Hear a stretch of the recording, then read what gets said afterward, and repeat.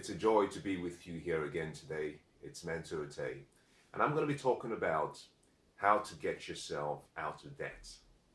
It's a subject that we all should have been taught at a very young age, but unfortunately, very few are privileged to have been exposed to such an important piece of information at a young age. Now, I wasn't taught about money. I don't know about you, but growing up, money was one of those subjects that was never really discussed in the family. It wasn't really discussed when we had dinner together as a family, when we all sat down together.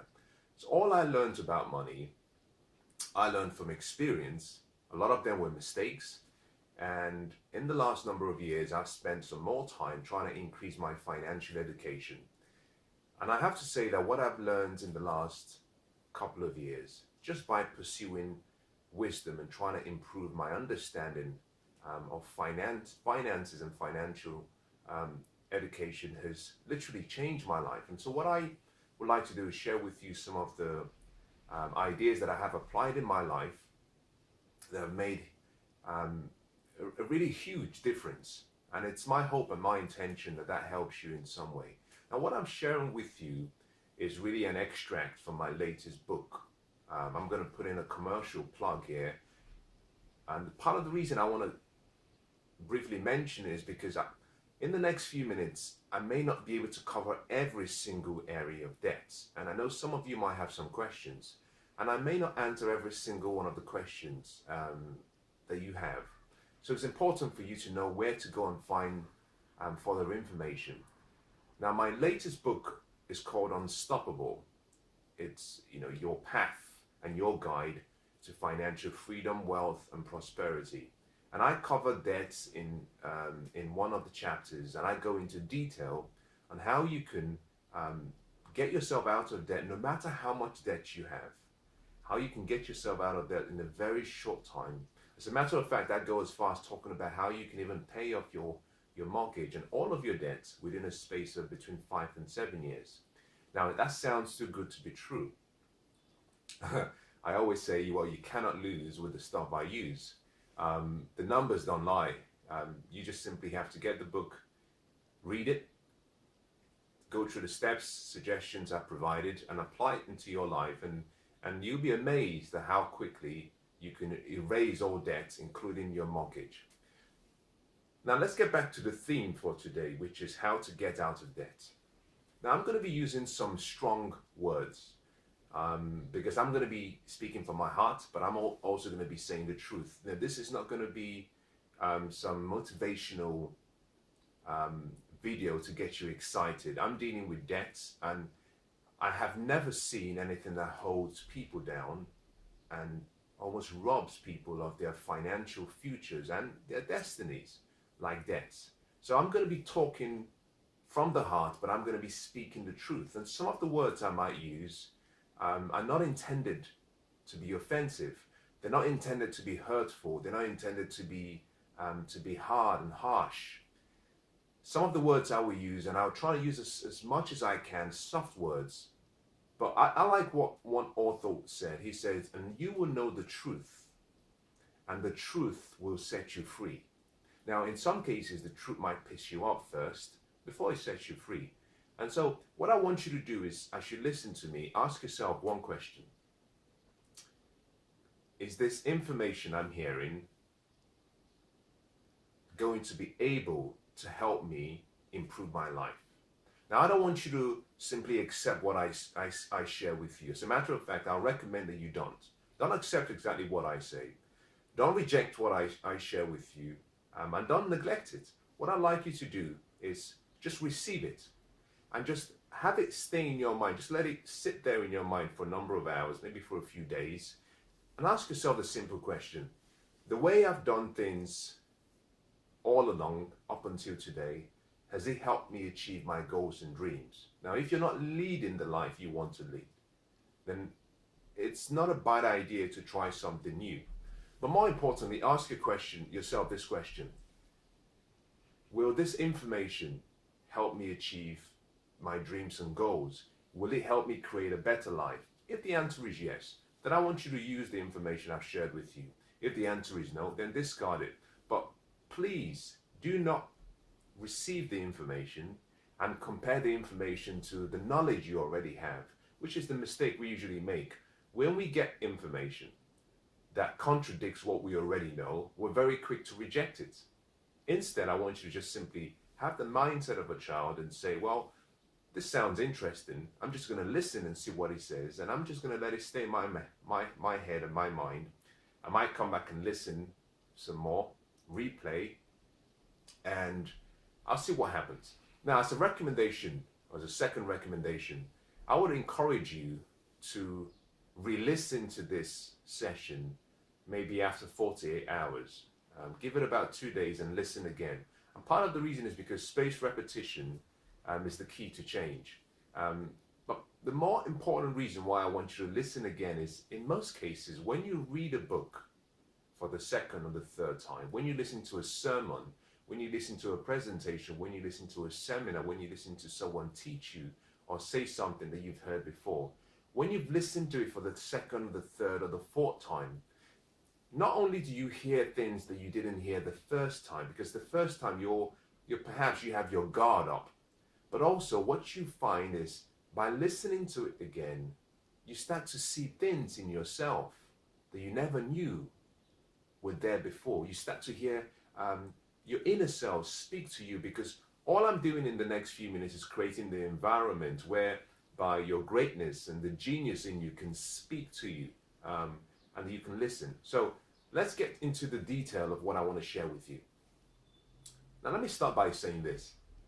Debt is not the problem. Debt is not the problem. Debt is a symptom that there is a problem. Now, it's important you understand this, because in many cases, most people are trying to fix the symptom, not the problem. Debt is a symptom that there is a problem. If you're going to erase and get rid of debt from your life, you have to address the problem. For so many years, many people have focused on dealing with the symptom, and every time they fix the symptom, that goes away. After a number of months, after a number of years, it comes back again. Now think about it this way. If you walked into your home and you saw a crack on the wall, the crack on the wall is not a problem. Now, what most people tend to do is they get a contractor in, they get a trade repairman in, and he simply paints the wall or he plasters the wall. So he literally covers the crack. Interestingly, after a number of months, you might see another crack in another part of the house. Or maybe you might see the same crack, perhaps resurface. The crack on the wall is a symptom that there is a problem somewhere. Now, that problem could be in the foundation, or it could be in another area of the structure of the building. Now, what most good contractors will do is try and trace down the crack down to the problem, because if they can fix the problem, the symptom, the crack, disappears, and the possibility of reoccurrence reduces. So the first thing I want you to note, if you're writing, I want you to write this down, is that debt is not the problem. It's a symptom that there is a problem. So although I'm talking about how to, control and erase and get out of debt, I'm going to be addressing the true causes of debt. Now, in your notepad or in your journal, I want you to write down a few things. Now, I have my my slate. I'm going to just write down a few very important things on my slate, because I'm going to be sharing this with you. The first thing I want you to write down in your slate is a title: How to Control Debts. Now, I'm going to write down what I just mentioned to you here, which is that debt is not the problem, it is a symptom. And if you're going to fix your life, you must begin with the problem. Now, the first thing I want to say is that it begins on the inside. Most people are trying to solve their debt problems by starting from the outside, which is wrong. It all begins on the inside. Now, the first thing I want you to do is recognize that it's not the government, it's not the credit card companies, it's not the state of the economy, it's not the interest rates, it's not the policies of the loans or the companies you have. It's not none of those. It's you. It's you. If you recognize that it's you, then that means you have control. You can change. You see, because if you keep waiting for the government to change, if you keep waiting for the credit companies to be much nicer, if you keep waiting for the interest rates to reduce, if you keep waiting for things on the external to change, you might have to wait a long time. And what I found from experience is that things rarely change, but people can. You see, you are the lowest common denominator in all areas of your life. And if there is something that is not working, there is always someone that you can talk to, and that person is always available. That person is the person who stands in the mirror looking back at you whenever you look at the mirror. That's yourself. So sit down with yourself and say to yourself, I am the problem. Now, one of the important reasons you do that is simply because if you can say I am the problem, then that simply means that I am the solution. And if I am the solution, then I can change. Now, that is so vital, so important. If I can change, then my life can change. You see, for things to change in your life, you have to change first. Change yourself, you change your life. So the first thing I want you to recognize is it's not external, it's internal. It's you. Now, the first problem I'm going to deal with is what I've written down. Now look at this. I've stated the debt is not the problem. I've talked about that. It's a symptom. Okay? So you must start with the problem. And all the problem is internal. Now, the first thing I want to say is that the first problem is self-image. Now, I've written down self-image as the first problem. Now, I'm going to just talk about that very briefly. And this is where I might lose some of you, because for some of you, I might be saying things that you might consider to be a personal attack in using words. And I want to promise you that I care very much. I care very much. And that is not my intention. But I'm going to talk about this because I share this from my experiences, and I share this based on my life. And whatever I share with you is something that I've extracted from my experiences and from my life. And I believe that we're all the same. I believe that we have the same mind. And by the same, I'm talking about mind. We're unique in our own way. But by being the same, I mean we have the same mind. But that is expressed in different ways. So we have unique purposes in life, and we express the greatness in a different way, which is unique and significant to who we are. And that makes us quite different. But internally, the greatness in me comes from one source, the same source that supplies your greatness. And because I know that these principles have worked in my life, I believe that the more I know about myself, the more I can understand you better. So what I'm sharing with you are strategies and concepts that I've found from going deep and trying to understand myself. The first problem is self-image. Now, you might be thinking, what does debt have to do with self-image? It has everything to do with self-image. You see, there is no such thing as a, crime being prevalent in a particular location in the city. There's no such thing as a particular affluent area producing the best and the smartest kids.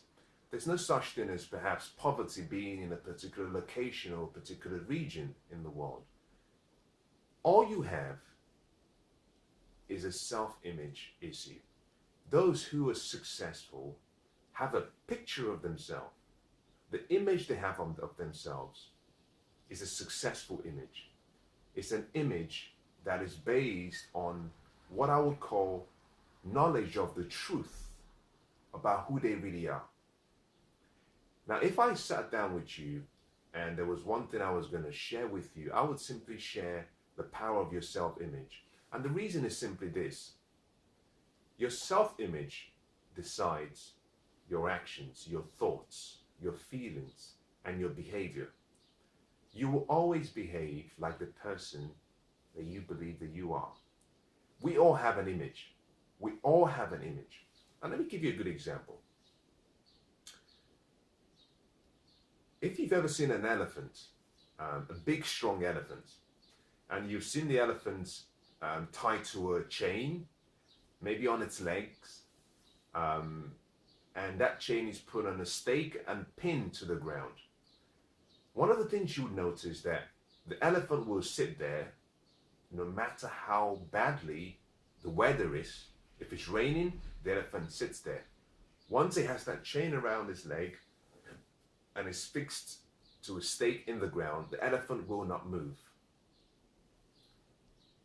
If there is chaos, the elephant will not move. Part of the reason the elephant will not move is simply because the elephant has been conditioned on how to behave. I believe that one of the few things that will cause the elephant to move would only be if there's a fire. Now, you might sit there and think, how can an elephant so huge and big and strong refuse to move and pull out a chain that is so weak? Well, the reason for that is because at a very young age, the same elephant as a baby has a chain put around his legs, put to a stake and pinned to the ground. At the young age, the elephant starts to struggle to get away. It wants to get away, but it's so weak. It tries a number of times and it can't because its strength is limited. Now, the baby elephants will do this for a number of days, a number of months, a number of years. And then eventually it gets to the point where it realizes that it doesn't have the strength, that the chain is more powerful. In its mind, it's conditioned now. So as the baby elephant grows into being a big, strong elephant, the image it has of itself, it's still of the baby elephant that could not pull out that chain. And so even as a strong, big elephant, an elephant now that can pull down perhaps a 20-story building, if it's perhaps made of steel, maybe not concrete. An elephant that can pull a number of cars very easily, that elephant is still unable to pull out from that chain. The reason is simply conditioning. Now, we are all conditioned. We are all conditioned. Your self-image affects your debt problem because your debt is a product of your conditioning. The image you have about yourself. You see, I like to think about debt as it's more of almost like a microscopic view of your habits. Now think about this. The results in your life are dictated by your character, by your attitude, and by your behavior. Your character, attitude, and behavior are products of your daily habits, what you do daily. Your habits are a result of the actions you take. The actions you take are a result of how you feel inside. But how you feel starts with how you think. So debt begins with the condition of your mind, how you think. And that is why your self-image is important. The picture that you have about yourself. Now, if you've always seen yourself as someone who was raised with the view that it was okay to buy something on credit, even though you don't deserve it yet, and by deserving I mean in terms of you haven't earned it, if you've always been trained or you grew up that way, then you will always see debt as something normal. You will never see debt as something that is in some cases out of integrity. And let me just deviate very quickly and make a statement. By talking about debt here, I'm not really referring to people who get into debt, maybe for medical reasons. There's an emergency. Maybe you don't have groceries you have to feed. There's some critical, out of the box scenarios that people might fall into debt for. And I'm not talking about that. I'm really referring to debt whereby we are not able to control instant gratification, where you're not able to control your desires and your wants, whereby you're spending more than you earn just because you're trying to keep up with the Joneses. You're spending more than you earn because you failed to plan. You're spending more than you earn because you're not sat down and decided that you have to live on a budget and you need to live within your means. You're spending more than you earn because you're trying to look wealthy and rich, but you're not. That is the debt I'm referring to. I'm talking about the compulsive lifestyle that is out of integrity and out of focus, and something that you shouldn't be doing. Now, the emergencies, we can pardon those. So coming back to your self-image, you will always behave like the person you are. So if you want to change your debt problem, you must begin by changing the image you have about yourself. The image you have about yourself is the most important thing you must change. And the best way to do that is simply to raise your standards. Now, what does that mean by raising your standards? Raising your standard means that you choose to paint a new image of you. The conditioning that you have to change it. You raise your standards by saying, okay, from today, I now see myself as someone of integrity. I see myself as someone of good character.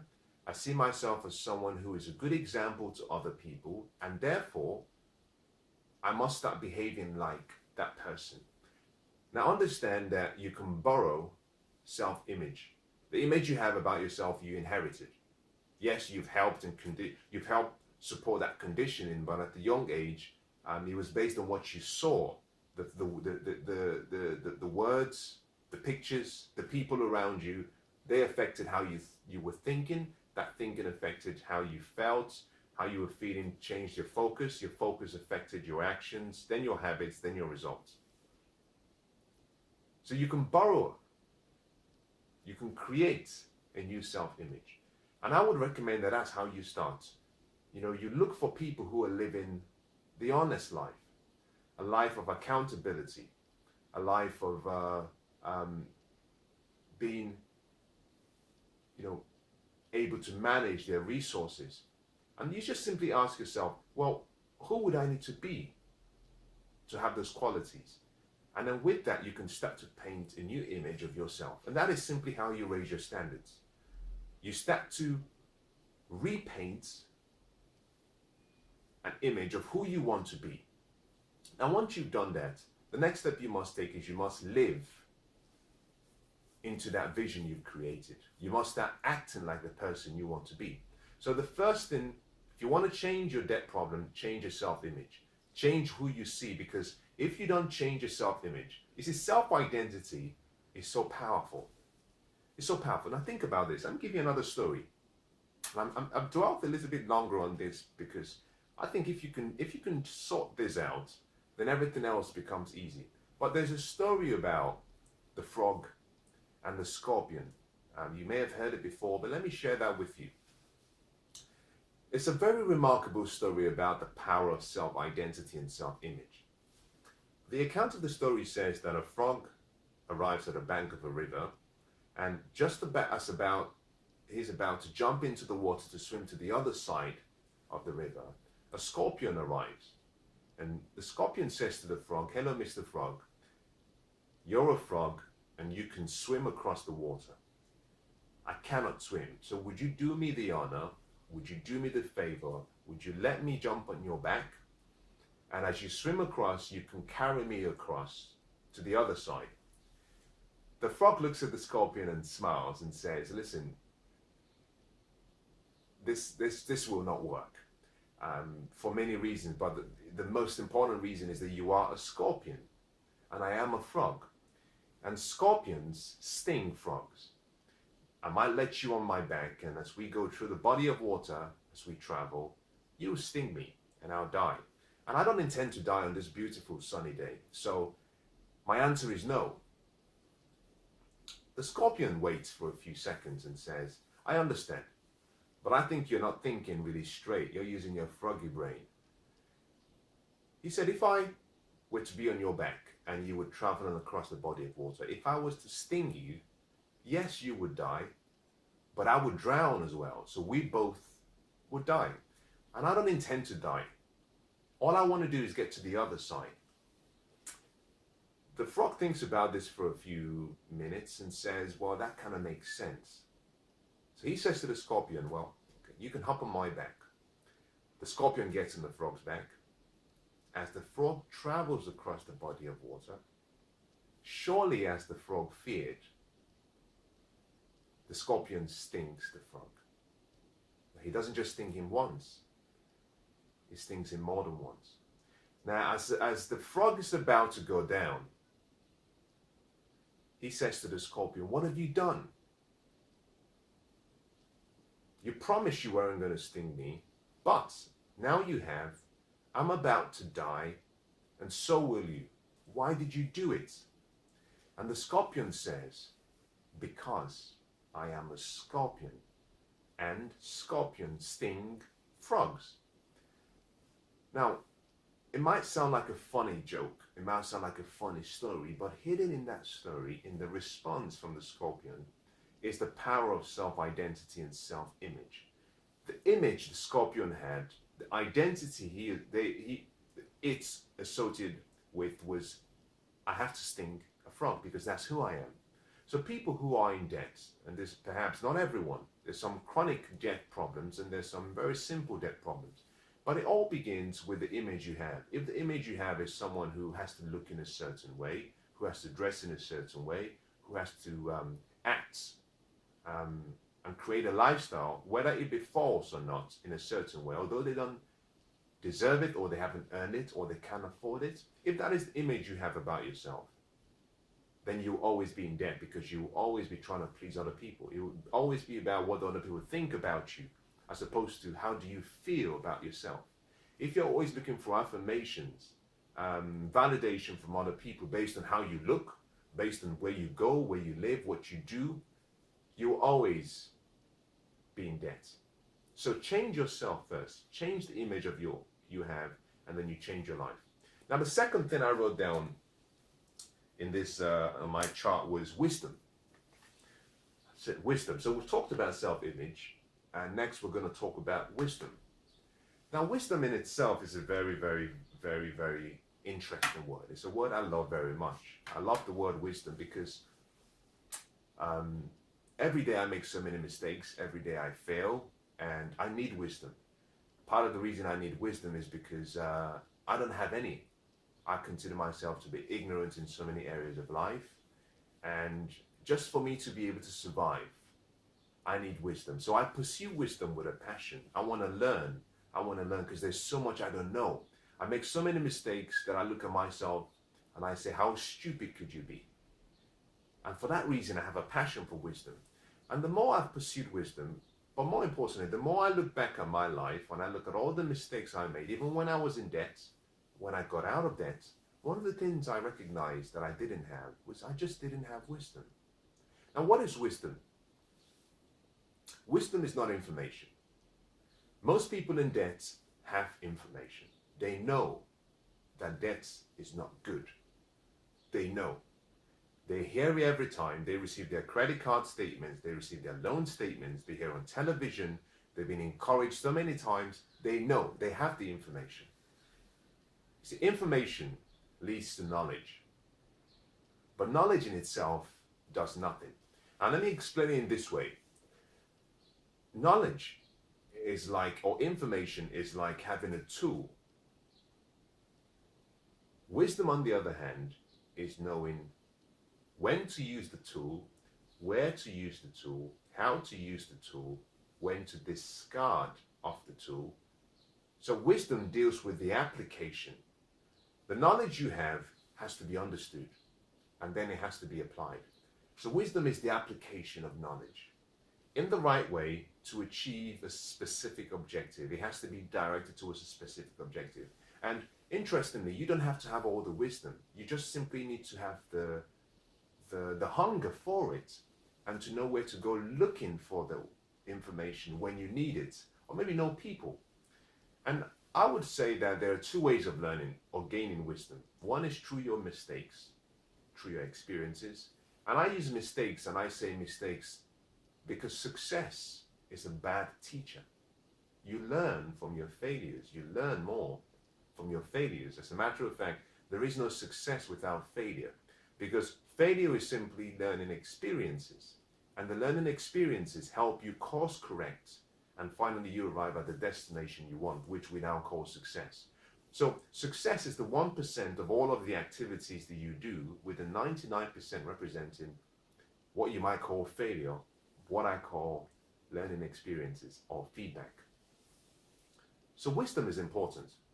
If you're going to get out of debt, you must begin to increase your financial IQ.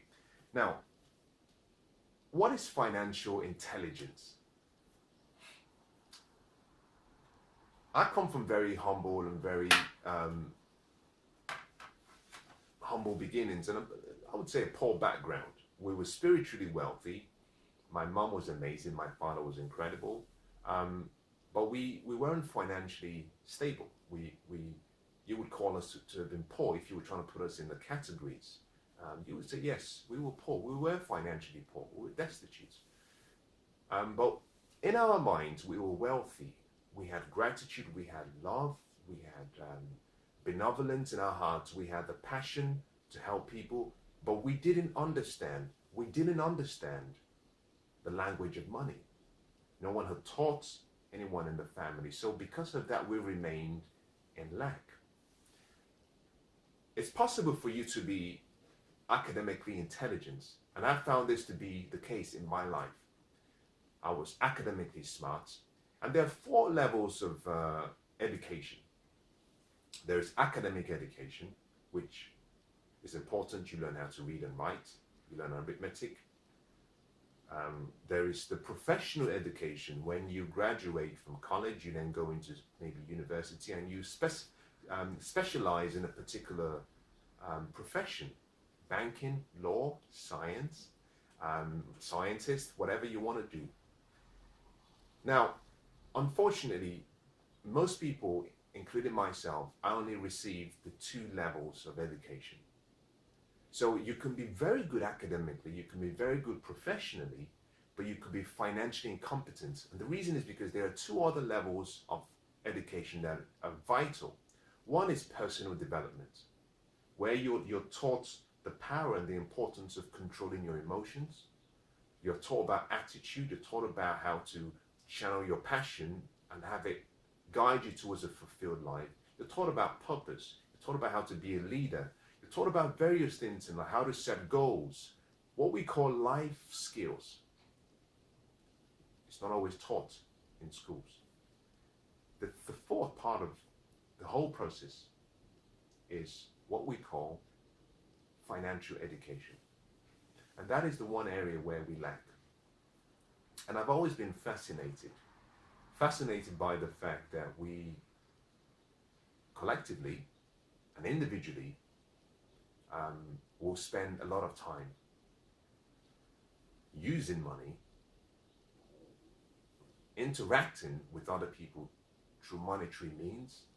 But what I find really fascinating is that from the age of about 18, depending on where you live, what country you live, the average person will work for money for about 50 years. Right, listen. From the age of 18, the average person will spend about 50 years of their life working for money. And what I found really remarkable, but also very sad and tragic, is if we're going to spend all that time trying to learn, right, spend all that time using money, working for money, slaving for money, why haven't we been taught about the language of money? Most people, like I used to be, I didn't understand the purpose, the function, the use of money. I just didn't have any clue. And until you increase your financial education, your wisdom would always stay limited. So financial education is simply increasing your understanding of money and your ability to use the knowledge you have and the wisdom you have to solve your financial problems. Now, if you're in debt, it's an indication that you have a very low financial IQ, which is a measure of that intelligence. Now, that's not something you should be ashamed of. I used to be in that same position. I knew nothing. I was in debt. I knew nothing about money. I initially used to think that the purpose of money was for you to spend it. That's how shallow my thinking was. Having low financial IQ is not a problem. Remaining in that position is the problem. Now, I'll say that again. And let me qualify using two different words. Ignorance is not a problem, because we are all ignorant in an area of life. There's certain things I don't know. I'm not a medical doctor, so I'm ignorant about medical sciences. I'm not an astronaut, so I'm ignorant about various space programs. There's so much I don't know. So I have ignorance in various areas of life. So do you. Ignorance is not knowing something. Stupid, on the other hand, is refusing to learn. Stupid is refusing to study. Stupid is refusing to listen. So if you were to listen to everything I said in this video, and at the end you said, "Oh, I don't like him. I don't like anything about him. I don't like what he said. Oh, he's not my kind of guy." If you rejected everything I said, then you've just demonstrated, without me being harsh, you've just demonstrated a level of stupidity, because what you said is all of the information and the knowledge that he was sharing, I'm going to reject it. I don't accept it. I'm going to go back to my ignorance and stay in my ignorance. Then we call you stupid because you're refusing to learn. Two different things. So being financially unintelligent is not the problem. Staying there becomes a problem. So the second thing you have to do if you're going to solve your debt problem is increase your wisdom, increase your financial education. And the best way to do this is start becoming a student of money. Start studying money. There are some great books. I talked about my book, Unstoppable. I believe it's one of the best books out there to deal with personal finance. Now, I don't believe that it's right for me to say a book is a great book. So I'm going to say it's a good book. The reason I say that is I don't want to sound as though I'm trying to promote myself. I say that more because I think a book is only great when it changes a life. If you write a book and it's got great information and the information in the book doesn't change someone's life, then it's just a good book. It becomes a great book when someone reads it and what they've read in the book changes their life. Now, there's so many books I can recommend that I consider to be great books. Why? Because they were good. I read the book, something was changed in me, the desire was aroused, the passion, and I followed the recommendations and it changed my life. So I call those books great books. So the first thing you have to do if you want to get out of debt is make a decision that you will start investing in your mind, in your education. And start with 1% of your salary. Start with 1%. Now, my recommendation, if you've seen any of my other videos, is I always say you should be spending between 5 and 10% of your net income in your mind, in increasing your knowledge and increasing your wisdom, because everything you have in life, everything you own will be produced by what you have up there, your mind. Now, I'm pointing to your brain, but technically your mind is not up there. Your mind is an activity. It's everything. It's all around you. It's not a particular part of your body. That's your brain. But the point I'm making is this. What you have in your mind will produce what you have in your life. If you can invest between 5 and 10% in your mind, then you position yourself on a pathway to wealth. Now, if you were to ask me to identify one of the reasons why I was financially free and debt-free, wealthy, at the age of 32, retired from my engineering profession, I would say it was simply the discipline of discipleship. Discipleship comes from the word disciple. The word disciple comes from the word discipline of study. I made success, I made wealth, I made good health, I made happiness, I made all areas that I wanted in my life to study. See, if you want to be successful, study success. If you want to be wealthy, study wealth. If you want to be happy, study happiness. If you want to be rich, study the rich, study the wealthy people. If you want to find joy in your life, study joy. See, life is a study. And I found from my experience that the first place you must start is ask yourself the question, how do things work? There have been other people who are living a life that you want. How do they do it?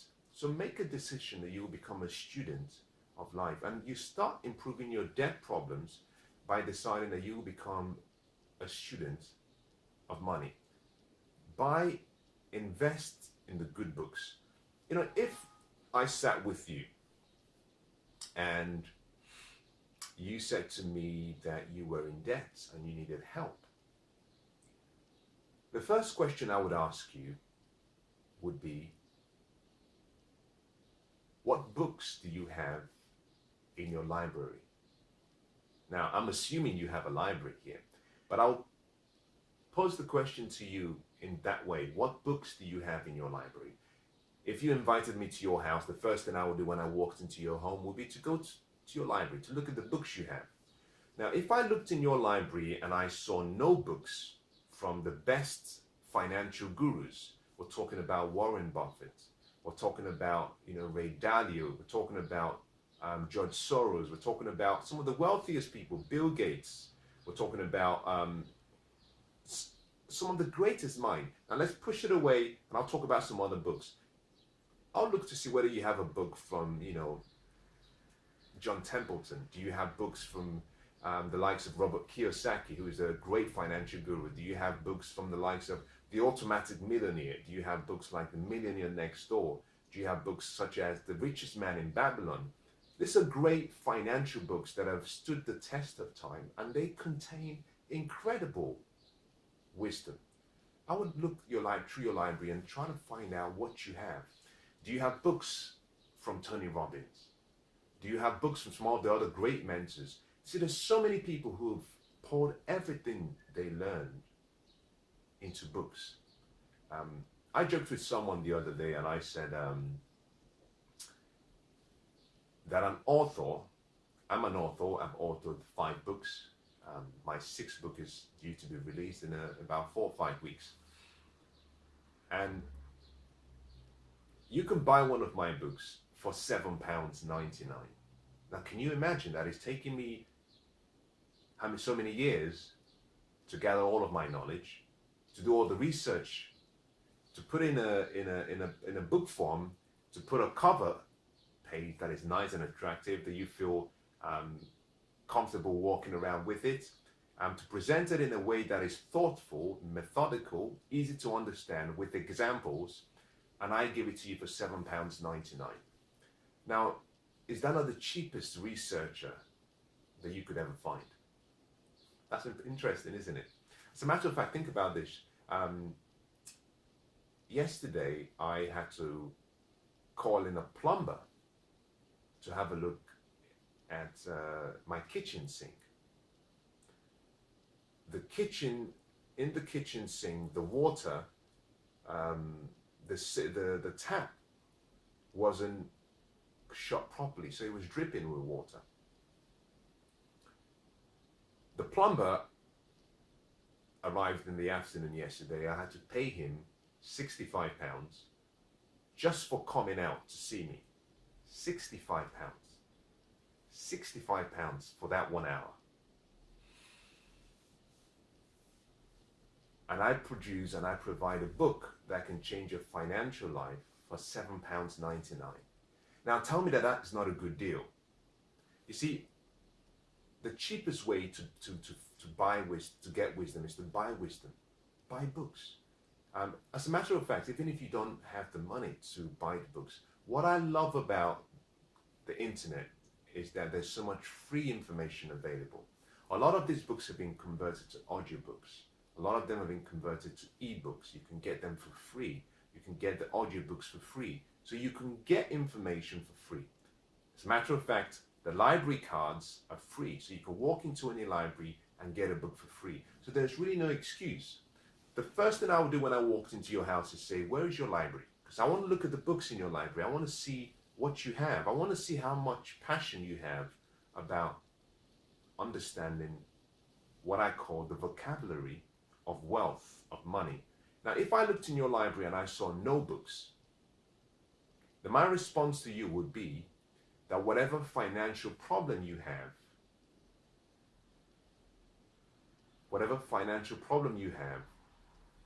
is something that you've attracted into your life by the person that you are or that you've become.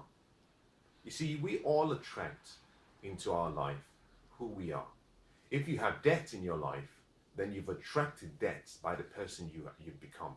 It's in most cases, it's almost impossible to find someone who is wealthy, who is financially intelligent, who is knowledgeable, who has wisdom, who is in debt. I'll say that again. It's very rare to find someone who is wealthy, rich, financially free, financially intelligent, has wisdom, who has personal debt. Very rare. Many of them might have investment debts that create wealth. But in most cases, because they have the knowledge about the disadvantages of personal debt, they stay away from it. So I will look through your library and say that you have no passion. You have no passion for increasing your financial intelligence. And so the results in your life are expected. So my recommendation to you would be increase your wisdom. Now, I spent some time talking about that. I think I should move on. Now let me talk about the third thing you have to solve. Now going back to my the board that I had down, we talked about self-image, we talked about wisdom. Now we're going to talk about what I call paradigms and habits. This is two, they're connected. What is a paradigm? Paradigm is simply habits. It's simply a combination of habits that have been with you for a long time. Now, before I talk about paradigms, let me talk about habits first. Because I believe that until you change what you do daily, your life doesn't change. I believe that your life is a reflection of your habits. Your habits are like a crystal ball. If you've ever seen a crystal ball, if you've ever seen a film, any of these films whereby they go to see a sorcerer and they look at a crystal ball and they can see the future, that is what your habits do for you. Your habits predict your future.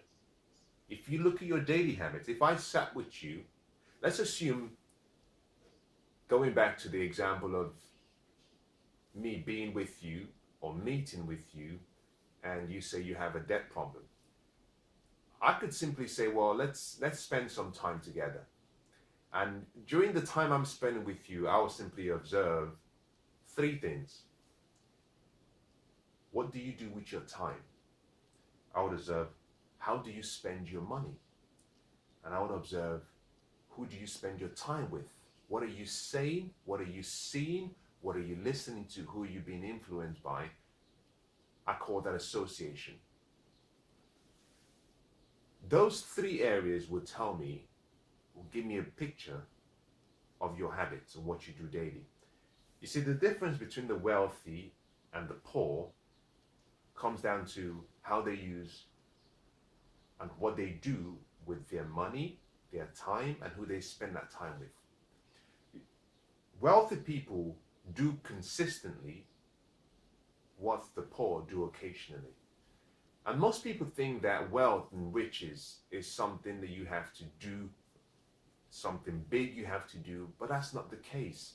Wealth is created by doing ordinary things extraordinarily well.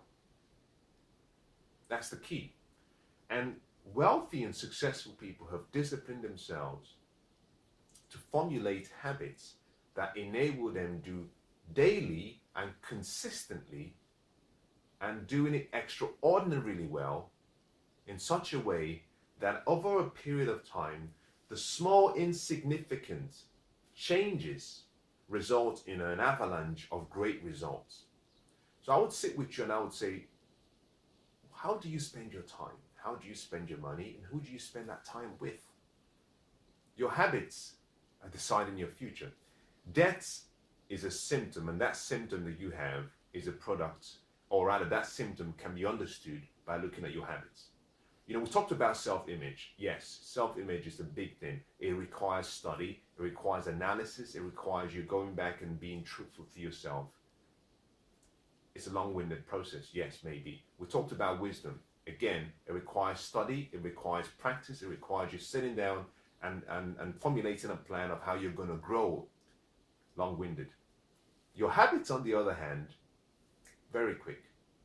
You can simply observe in one day what the problem is.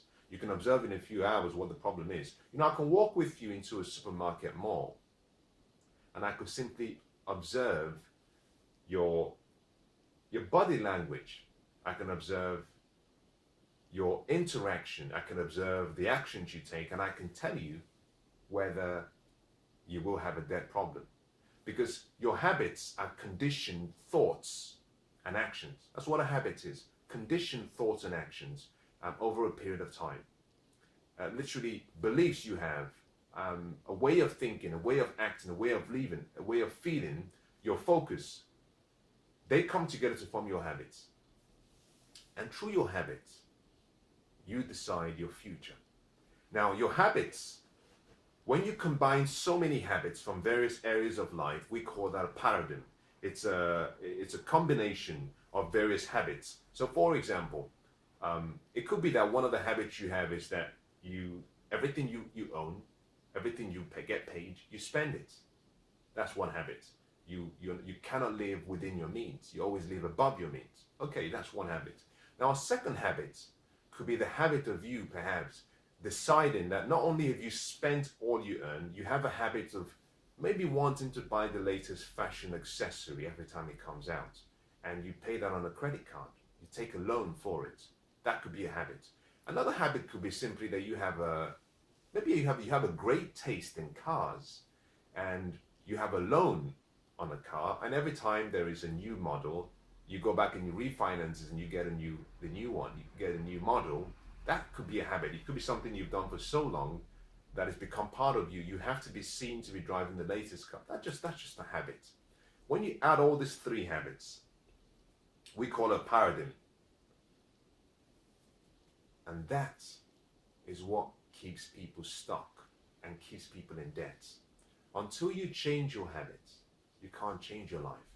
So the first thing you have to do, if you want to get rid of debts, is you have to start developing habits that are synonymous with people who are wealthy. You have to start developing habits that are synonymous with people who are rich. You see, because the wealthy and the rich have a different lifestyle to the rest of the population. They live differently.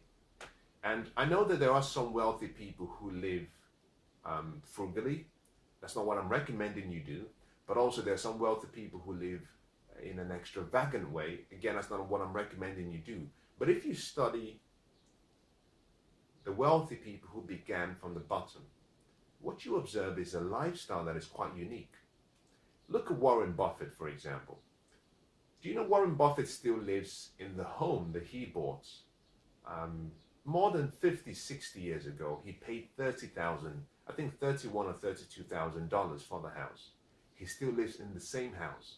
Now, he's the second wealthiest man in the world. I think he's worth either 70 billion or 65 billion, according to the latest Forbes 2017 billionaires list. But he still lives in the same house. That's remarkable. If you've ever seen Mark Zuckerberg, if you look at the way he dresses, if you walked down the high street, you would never realize that he was a billionaire because he dresses very casually. He's real. He's very authentic with himself. You look at Bill Gates, very authentic with themselves. You look at the likes of Sir Richard Branson. These people are comfortable in who they are. They don't need validation from other people. So they live the life they want. Now, I'm not suggesting that you have to live that way. No, I'm saying you've got to be true to yourself. You've got to be true to yourself. And the only way you can be true to yourself is you have to know yourself. You have to know yourself. And so your habits are so important, and it's key that if you want to change your life, you have to change your habits. If you want to get out of debt, you have to change your habits. Now let me give you maybe 2 or 3 very important habits of the wealthy and the rich that you have to adopt.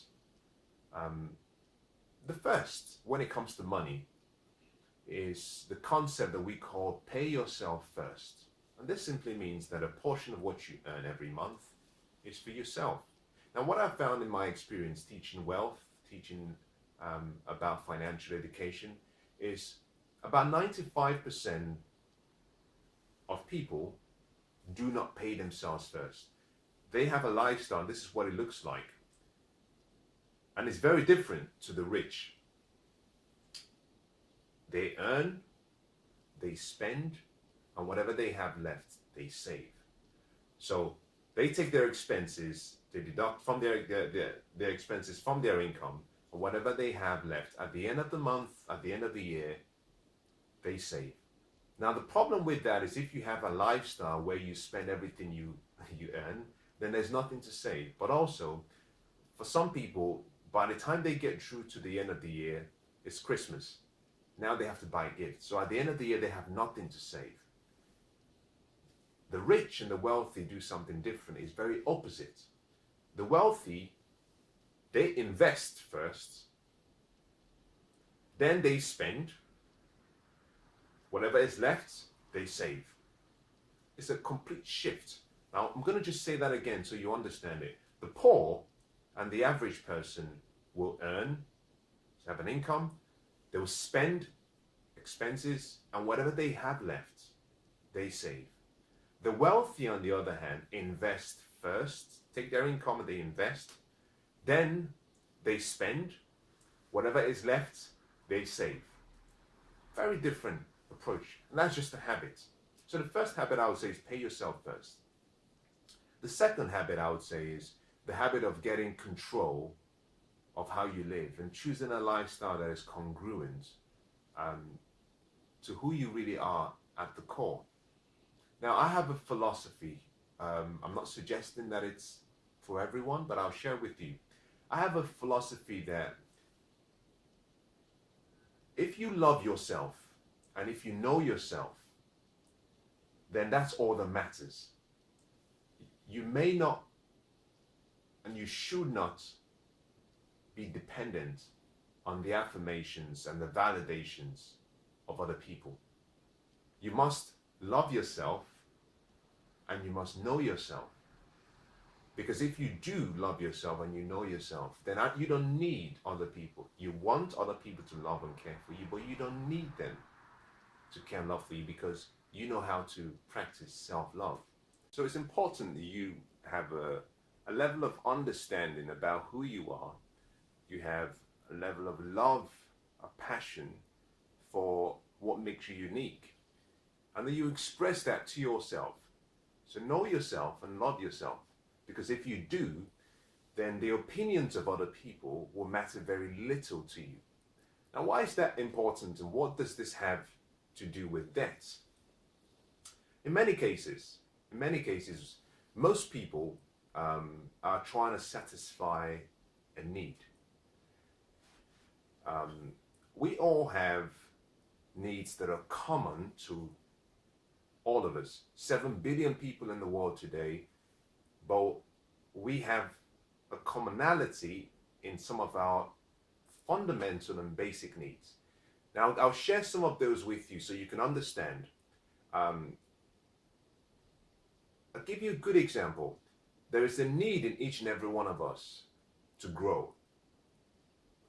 Life is always expressing itself, and that expression sometimes comes out in the form of that desire to grow. We want to grow, we want to progress, we want to get better. That is a need. But interestingly, we also have a need for significance. We want to feel that we're unique and we're special. We want to feel loved. And in many cases, a lot of the reasons for debts is because some people are trying to satisfy that need. So we have what we call the keeping up with the Joneses. And it's not that we just want to be like the Joneses. It's simply because we want connection with other people. We want other people to recognize our significance. We want other people to affirm us.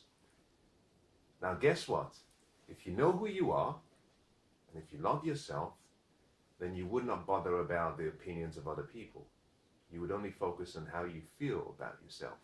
So it's important you get that. Now, let me quickly move on to the fourth item I have on the, let me just bring this up and see what I wrote down. I have on the list. Now, I've talked about habits for a while now. I can spend a whole day talking about habits because, you see, your habits are key. Look at any professional athlete. Look at any very successful businesswoman or man. Look at any great leader. What you find distinct about each and every one of them was they had daily habits, they had a routine, they had rituals. And every day, there were certain things that they did that created a lifestyle that led to a successful life, but also a significant impact on the world. Your habits, everything comes down to your habits. If you have wealth habits, you'll be wealthy. It's almost guaranteed. It's like a law in life. If you have wealth habits, you will become wealthy. If you have a poor person's habits, then you would always remain poor. Now, the fourth item I had written down here is understanding. We've talked about self-image. We've talked about wisdom. We've talked about your habits and your paradigms and how they're connected. Now, let's talk about understanding. I'm going to drive this home very quickly because I want to move on to the next stage, because I've spent some time dealing with the internal, and now I think it's time for me to take you to another level. But before I take you to the next topic, I'm just writing out what I want to share with you next, so please forgive me. If my handwriting doesn't come out very clearly, again, forgive me. Understanding is important. And the reason understanding is important is because nothing changes in your life until you have understanding. The ancient proverb says, wisdom is supreme. Sorry about the noise, I'm just clearing out the board so it's clear for me to write some more things for you. But the ancient proverbs by someone considered to be the wealthiest man who ever lived, King Solomon, he wrote that wisdom is supreme. And he said, in all you're getting, get understanding. What that means is that you must go for understanding, seek to get understanding, because if you have understanding, life changes. You can have all the knowledge in the world. If you don't understand it, you have a problem. Now, why is understanding so important? Let me share some things with you. Again, I'm dealing with the internal, and I'm talking about some deep stuff here. So forgive me if I'm being a bit redundant in some of the things that I say, because I believe if you can change what's in the inside, that on the outside changes. And in many cases, the enemy is not without. The enemy is not out there. The enemy is inside. I like what someone once said. He says, we have seen the enemy, and it is us. It's inside. It's we. So if you can change the inside, everything on the outside changes. Until you change the inside, nothing in your life changes. Understanding is important, but to understand the importance of understanding kind of rhymes, doesn't it? Let me take you back a step. I think the best thing to do would be perhaps to draw something for you. I'm going to draw a sign, a plus and a two lines crossing each other, and I'm going to call this positive, and I'm going to call this negative. Yeah. On the positive side, you have the good things. On the negative side, you have the bad things. But think about this. You wouldn't understand or appreciate lights except there was darkness, and vice versa. You wouldn't understand a good meal except you've had a bad meal. You wouldn't really appreciate the importance of having a good night rest until you'd actually experience having a really bad night where you couldn't sleep and you woke up really tired. You see, it's like the yin and the yang. A coin has on one side a head and on the other side the tail. They kind of come together. Yes, there are some coins that are single-sided. I understand that. The point I'm making is this. You always have positive, you have negative. You have hot, you have cold. And both of them are like almost what I call opposite cousins. Understanding is a positive. And I'll put understanding here. And that's what I think you need. Most people are in debt because of the word fear. And that might sound really, really strange. The word fear drives people into debt. Now you might say to me, what in the hell are you talking about? You're talking nonsense. Calm down, don't get excited now. The reason I say that is because in many cases, there are various forms of fear. There is fear of failure, fear of rejection, there's fear of success, there's even fear of debt. There's so many levels of fear that I can go on and on for about 20 pages with fear, the fears that we all have. But let me talk about one of them. I've talked about failure, rejection, success. And with debts comes in with rejection. In many cases, most of the debts are not as a result of someone spending extra on the credit card to buy groceries, or there's an emergency, medical emergency, and they have to get treatment. In many cases, we spend more on our what we call luxury items, on our wants, on things that are not really necessary for that present moment, things that we can do away with. We spend money on things that are just our desires. And a lot of that has to do with because we want to fit in. We want to be affirmed. I talked about previously the importance of the needs that we have, the need for connectivity and connection with other people, but also the need to feel significant and special. And part of the opposite side of feeling significant and special is feeling that you're rejected and you're not really of value.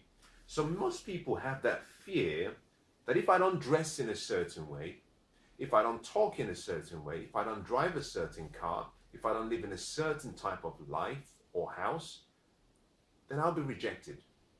And because of that fear, it leads them to lead a life that is not real. It's out of integrity to who they really are. So the most important fear we have when it comes to debt is the fear of rejection. What will people think? It's also the fear of not feeling adequate in themselves. Again, rejection can come from the outside, but also rejection can come from that image you have about yourself on the inside. Now, failure is a fear that is connected to debt. People might think I'm a failure. Success is a fear connected to debt. People might think I'm not really successful. Or if I get into that, then people will think I am successful. So there's so many reasons why we have fear. Now, I've explained all of that for one reason. Let me just take this out. If you forgive me, let me just clean this out. But the reason I've put down fear is because the only way to get rid of fear is through understanding. The only way to understand is through knowledge.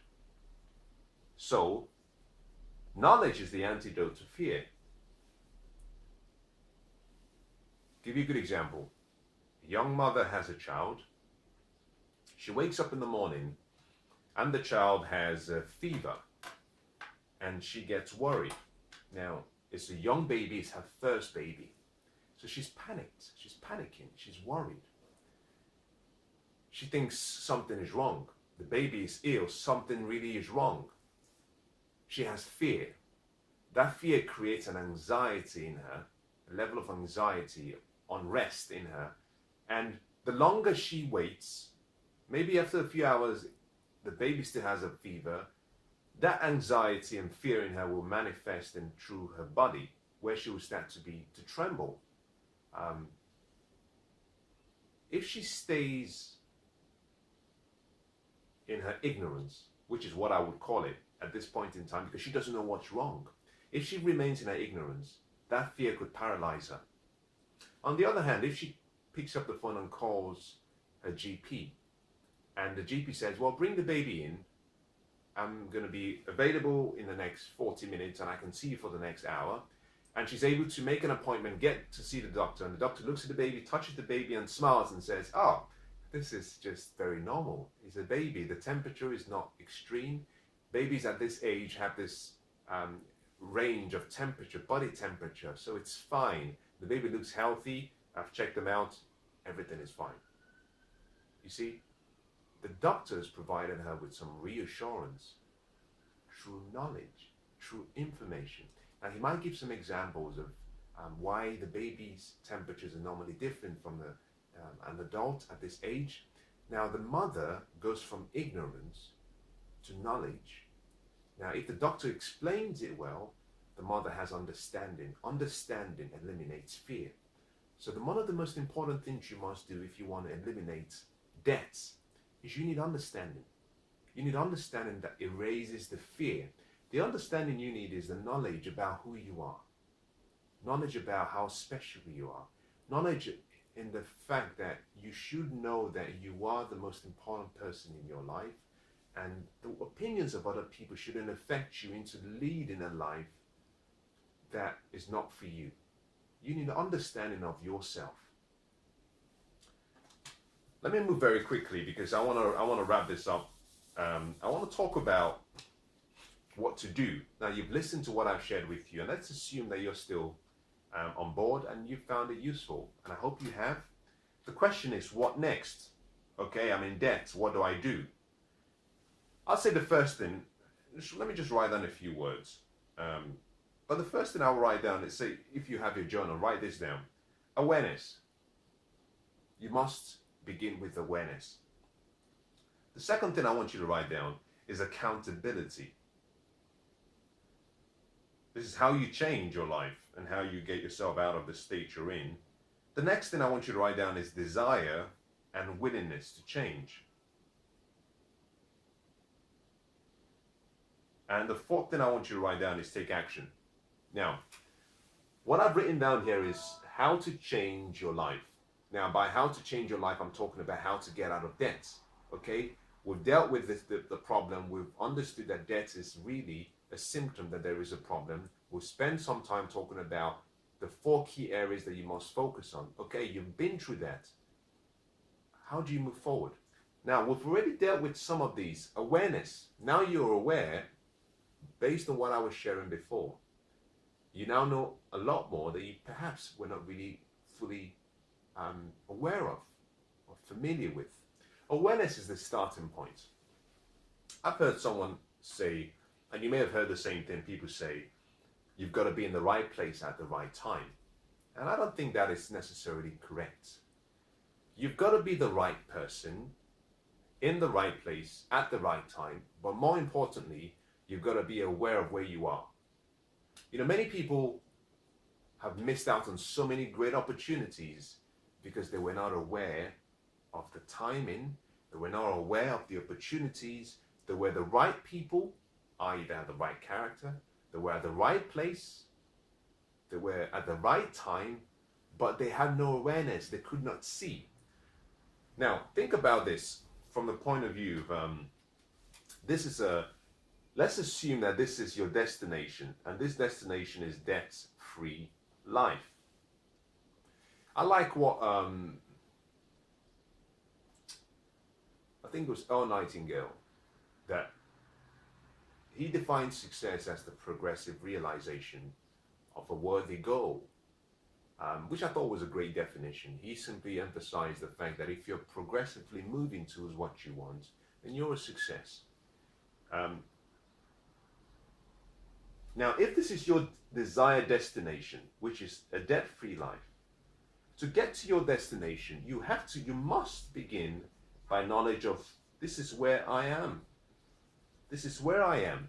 That is awareness. Knowledge of, forget the fact that I haven't written it out properly.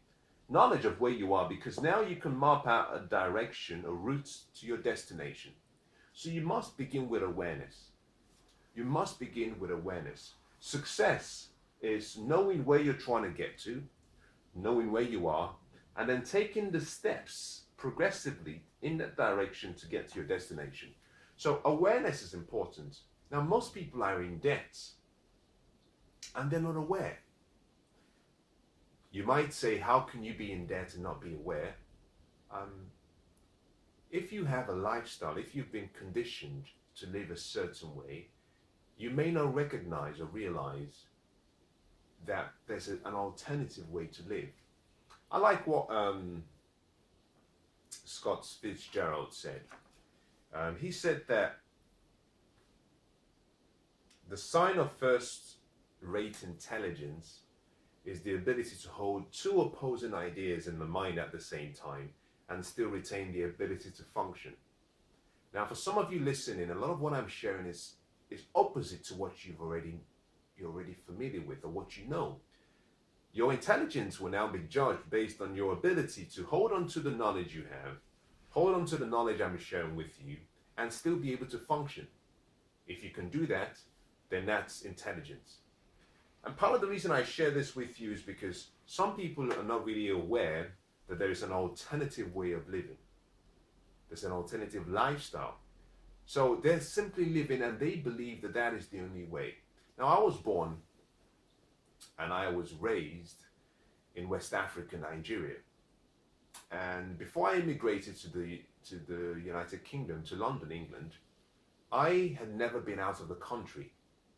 And where I was raised, my environment, we had a lot of people who were in the same financial, somewhat mental, emotional, spiritual, material state that we lived in. This simply means that we were products of our environment. There were so many fallacies and so many beliefs that we had about the world that we thought was true. Now think about this. In 1954, it was before 1954, I think April 1954, it was universally accepted and acknowledged that it was impossible for anybody to run a 4-minute mile, that the human body could not physically do it. Before 1954, various cultures had tried everything possible, going back from the Babylonian times, just to see how far the human body could run. They would put a man in an open field, and they would put a lion behind him, and they would release the lion. The field was such that there was safety at one end. The lion was caged. The man was in front of the cage. They would time the release of the lion so that they could see whether the man could run and see how fast he could run, see whether we could break this 4-minute mile barrier. They did it. They said it was impossible. Man cannot run a 4-minute mile. They would tie a man to a horse, tie a man to another animal, and make the animal run and drag the man along to see how fast he could run.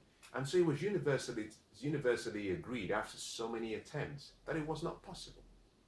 Until 1954 in April, when Roger Bannister, I should say Sir Roger Bannister, broke the 4-minute mile.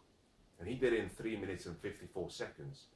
And as soon as he did that, within a few weeks, we had high school students breaking the 4-minute mile because someone had shown them the opposite side of the coin. Awareness is important. So if you are going to get out of debt, you must begin with awareness. You must know where you are. And the first place is to recognize that you are in debt. Some people say, well, no, I'm just going through a cash flow problem, or I'm going through a setback. Oh, there's no problem. There's no shame. There should be no shame in saying, listen, I need help. I need help. I have a problem.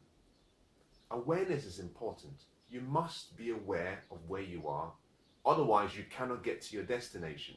If I blindfolded you and put you in an Aston Martin DB9 and put the car at the back of a much bigger car, and I drove that to a location in Newcastle, for example, in the north of England, and I unloaded the car, took out the blindfold, asked you to drive back to London, but I didn't give you a sat nav, and I said you cannot ask anyone directions. And in addition to that, let's assume that all of the road signs were taken away.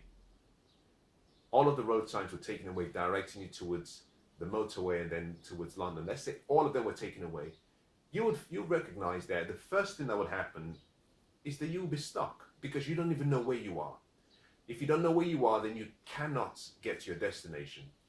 That is why a GPS system would always start by trying to identify your location. Once it understands your location, now it can calculate your destination and the path.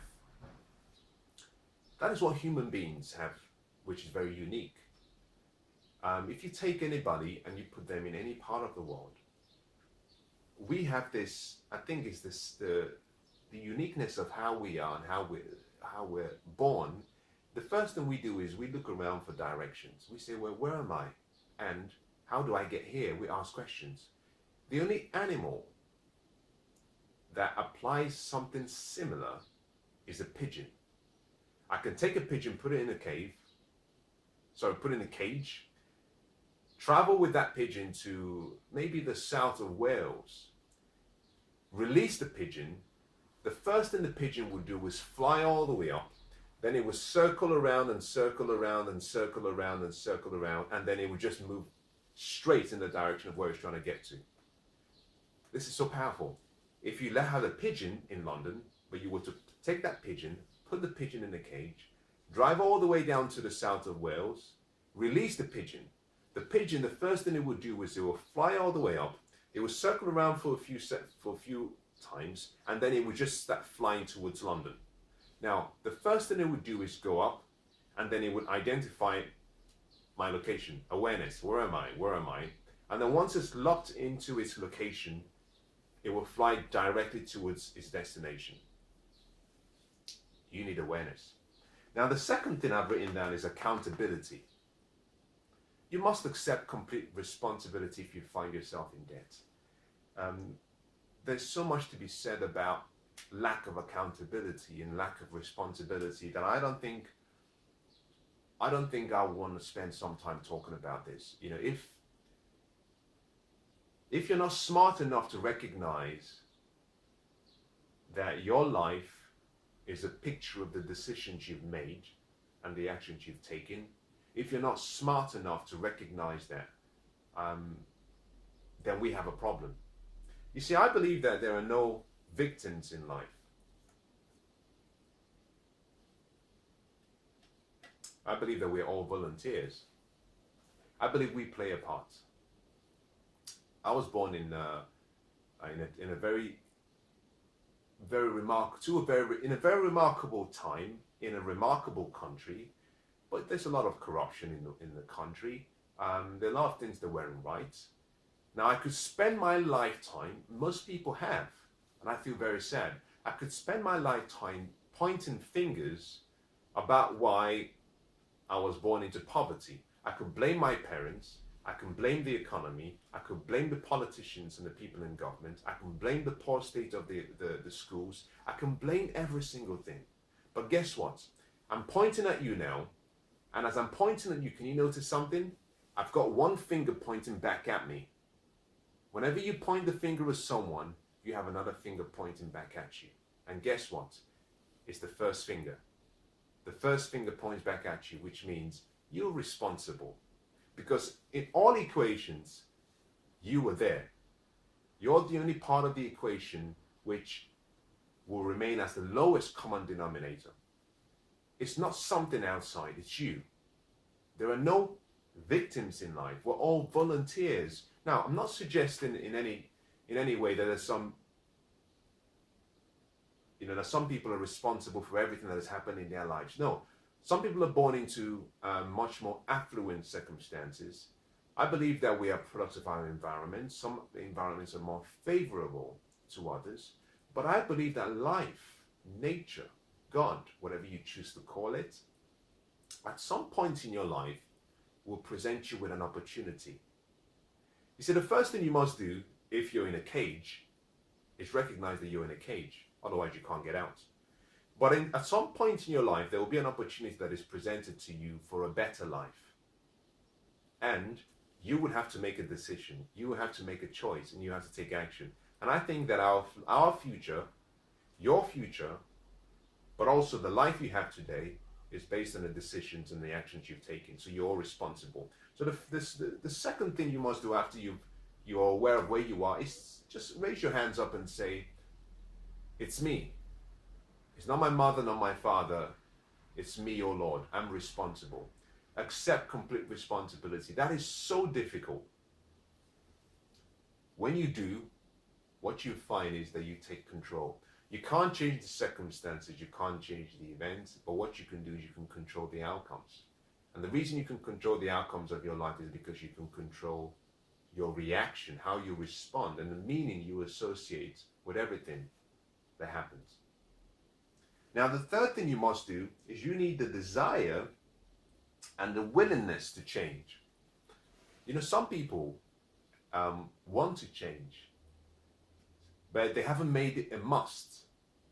Now, let me explain this so you can understand the difference. A desire is something that you want, something that you really have an internal burning passion for. I use the word passion. It represents something you want.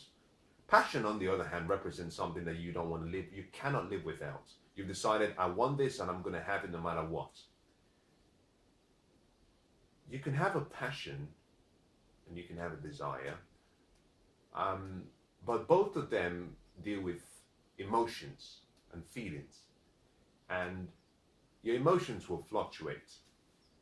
Interestingly, your focus controls your feeling. So let's give you a good example. Let's make this real. Let's say you walked into a supermarket or maybe a shopping mall, and you stood in front of a really beautiful shop and you saw a beautiful dress, beautiful shirt. The more you look at the shirt, the more you're focused in that direction.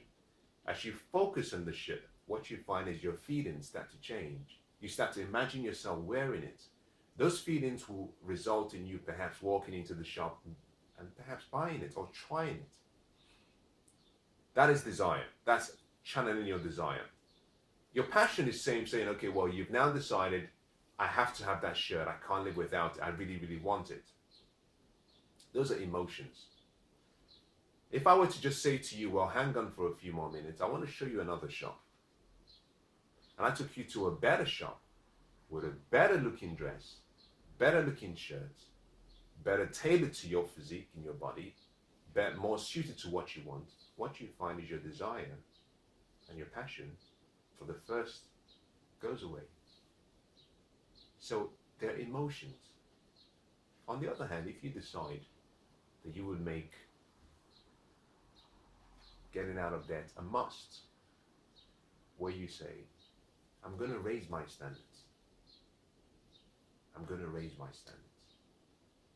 I'm going to behave like someone who I'm proud of, someone who I look up to. By deciding to raise your standards, by deciding that you would make debt and the elimination of debt a must, what you're doing is you're going from a place of using desire and passion, which are emotions, to what I call resolving.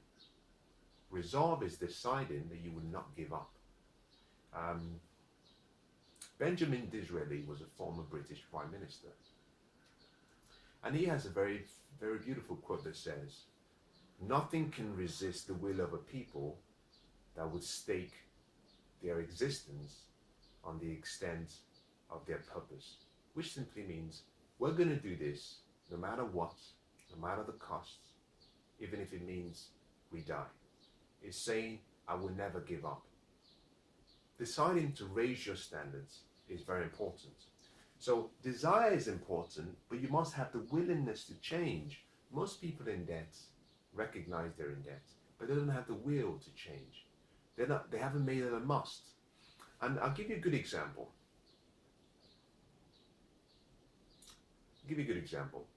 Let's say you smoke. Now this is not directed at smokers, so don't take it out of context. Let's say you smoke, and you've been smoking for a long time.